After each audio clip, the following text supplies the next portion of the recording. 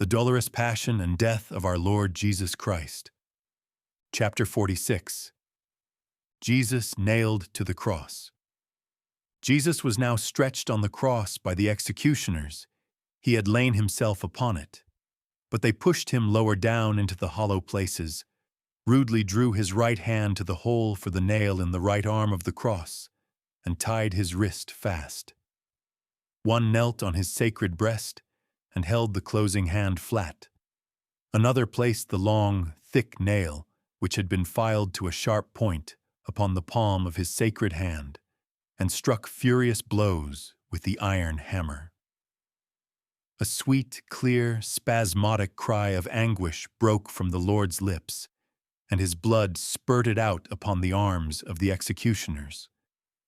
The muscles and ligaments of the hand had been torn, and by the three-edged nail driven into the narrow hole.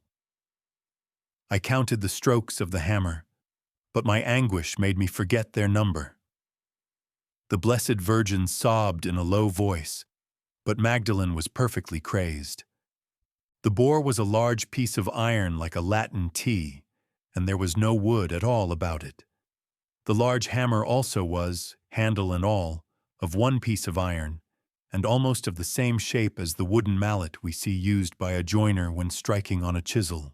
The nails, at the sight of which Jesus shuddered, were so long that when the executioners grasped them in their fists, they projected about an inch at either end.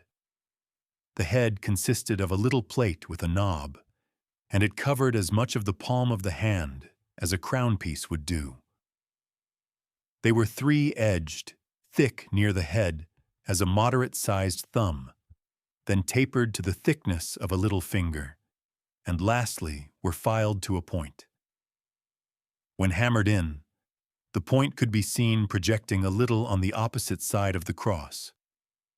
After nailing our Lord's right hand, the crucifiers found that his left, which also was fastened to the crosspiece, did not reach to the hole made for the nail, for they had bored a good 2 inches from the fingertips. They consequently unbound Jesus' arm from the cross, wound cords around it, and with their feet supported firmly against the cross, pulled it forward until the hand reached the hole. Now, kneeling on the arm and breast of the Lord, they fastened the arm again on the beam and hammered the second nail through the left hand. The blood spurted up, and Jesus' sweet, clear cry of agony sounded above the strokes of the heavy hammer. Both arms had been torn from their sockets, the shoulders were distended and hollow, and at the elbows one could see the disjointed bones. Jesus' breast heaved, and his legs were drawn up doubled to his body.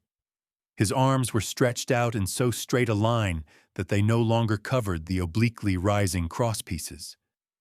One could see through the space thus made between them and his armpits. The Blessed Virgin endured all this torture with Jesus. She was pale as a corpse, and low moans of agony sounded from her lips. The Pharisees were mocking and jesting at the side of the low wall by which she was standing. Therefore John led her to the other holy women, at a still greater distance from the circle. Magdalene was like one out of her mind. She tore her face with her fingernails, till her eyes and cheeks were covered with blood. About a third of its height from below, there was fixed to the cross by an immense spike a projecting block to which Jesus' feet were to be nailed, so that he should be rather standing than hanging. Otherwise his hands would have been torn, and his feet could not have been nailed without breaking the bones. A hole for the nail had been bored in the block, and a little hollow place was made for his heels. Similar cavities had been made all down the trunk of the cross, in order to prolong his sufferings, for without them the hands would have been torn open, and the body would have fallen violently by its own weight. The whole body of our blessed Redeemer had been contracted by the violent stretching of the arms to the holes for the nails, and his knees were forcibly drawn up. The executioners now fell furiously upon them, and winding ropes around them, fastened them down to the cross. But on account of the mistake made in the holes in the crosspiece, the sacred feet of Jesus did not reach even to the block. When the executioners saw this, they gave vent to curses and insults. Some thought they would have to bore new holes in the transverse arm, for that would be far less difficult than moving the foot block. Others, with horrible scoffing, cried out, "He will not stretch himself out, but we will help him." Then they tied ropes around the right leg, and with horrible violence and terrible torture to Jesus, pulled the foot down to the block, and tied the leg fast with cords. Jesus' body was thus most horribly distended. His chest gave way with a cracking sound, and he moaned aloud, "O God! O God!" They had tied down his arms and his breast also, that his hands might not be torn away from the nails. The abdomen was entirely displaced, and it seemed as if the ribs broke away from the breastbone. The suffering was horrible. With similar violence, the left foot was drawn and fastened tightly with cords over the right, and because it did not rest firmly enough over the right one for nailing, the instep was bored with a fine, flathead piercer, much finer than the one used for the hands. It was like an auger with a puncher attached. Then, seizing the most frightful-looking nail of all, which was much longer than the others, they drove it with great effort through the wounded instep of the left foot and that of the right foot resting below.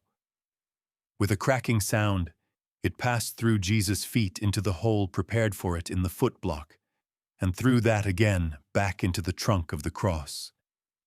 I have seen, when standing at the side of the cross, one nail passing through both feet.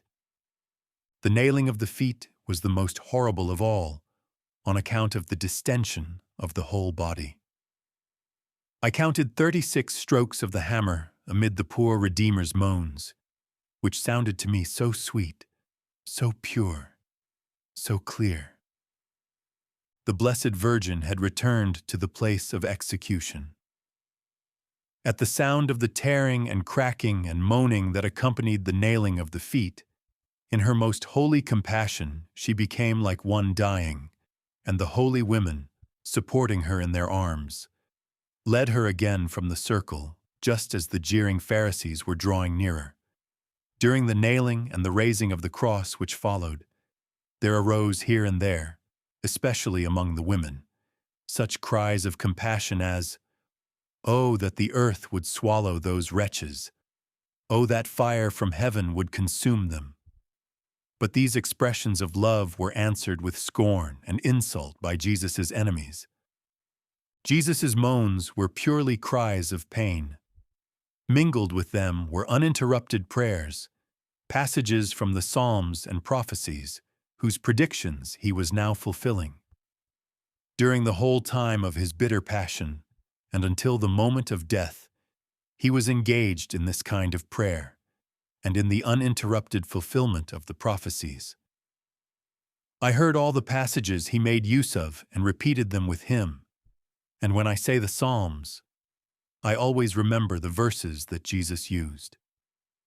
But now I am so crushed by the tortures of my heavenly bridegroom that I cannot recall them. I saw weeping angels hovering over Jesus during this terrible torture. At the beginning of the crucifixion, the commander of the Roman guard ordered the title written by Pilate to be fastened on its tablet at the head of the cross. This irritated the Pharisees, for the Romans laughed loudly at the words, "King of the Jews." After consulting as to what measures they should take to procure a new title, some of the Pharisees rode back to the city, once more to beg Pilate for another inscription. While the work of crucifixion was going on, some of the executioners were still chiseling at the hole on the little elevation into which the cross was to be raised, for it was too small and the rock very hard.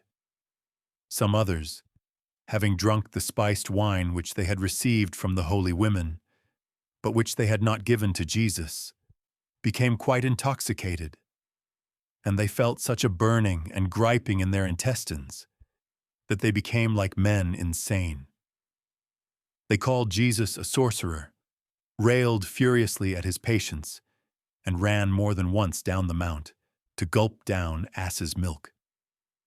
Near the encampment of the paschal guests were women with she-asses, whose milk they sold. The position of the sun at the time of Jesus' crucifixion showed it to be about 12:15, and at the moment the cross was lifted, the trumpet of the temple resounded. The paschal lamb had been slaughtered.